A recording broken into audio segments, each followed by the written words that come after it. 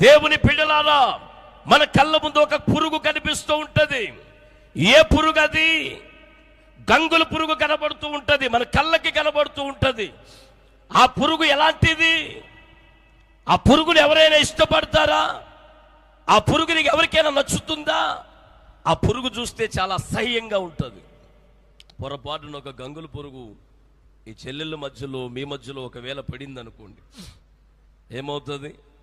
ఒక్క నిమిషం అలా సైడ్ అయిపోతూ ఉంటారు. స్తోత్రం కలుగును గాక. హల్లెలూయా. ఎవరైనా గంగుల పురుగా, ఏం షాంపూ వాడుతున్నావు, అంత హెయిర్ ఉంది, అబ్బా ఎంత బాగున్నావు, ఎంత ముద్దుగా ఉన్నావు, మాకు కూడా లేదు అని ఎవరైనా దగ్గర తీసుకుంటారా దాన్ని? ఎందుకని? గంగుల పురుగు అంటే అసహ్యం. పిల్లరా, మీరు జ్ఞాపకం చేసుకోవాలి, ఆ గంగుల పురుగులో ఎన్ని దశలు ఉంటాయో తెలుసా? 4 దశలు ఉంటాయి. ఎన్ని దశలు?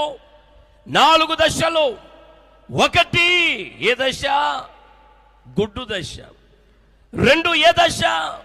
పురుగు దశ. 3 ఏ దశ? క్యూబా దశ. 4 ఏ దశ? సీతాకోక చిలుక దశ. 4 దశలు ఉంటాయి వాటిలో. 1 గుడ్డు దశ, 2వది పురుగు దశ, 3వది క్యూబా దశ, 4వది సీతాకోక చిలుక దశ. పిల్లల గుడ్డు దశలో నుండి పురుగు దశలోకి వచ్చింది. పురుగు ఎలాంటిదో తెలుసా? అసహ్యకరంగామైనటిది. నేల మీద పాకుతుంటది, పసర తింటూ ఉంటది. ఏ ఒక్కడు ఆ పురుగును పట్టుకుంటానికి ఇష్టపడడు. ఏ ఒక్కడు ఆ పురుగును ముట్టుకుంటానికి ఇష్టపడడు. ఒకవేళ ఆ పురుగు ఏ చెట్టు మీద ఉంటే ఆ చెట్టు నాశనం అయిపోతుంది. అలాంటి దశలో ఉన్న అది అట సీతాకోక చిలుక దశలోనికి వెళ్ళడానికి ఏమవుతుందో తెలుసా? 3వ దశలో గూడులోనికి వెళ్తుందట.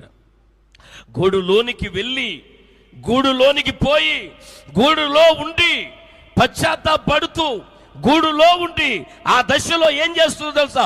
ఆ గూడులోనే ఉండి ఉండి ఉండి ఉండి ఉండి ఉండి ఉండి ఉండి ఉండి ఎలాగూ మారొస్తుందంటే, రూపాంతరం చెంది, మార్పు చెంది, మార్పు వచ్చి సీతాకోక చిలుకలాగా మారుతుందట. స్తోత్రం కలుగునుగాక.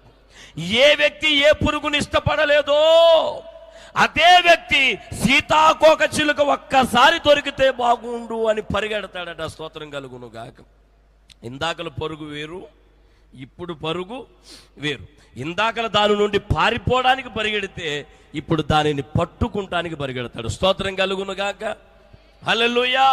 ఇందాకలది నేల మీద పాకితే రూపాంతరం చెందిన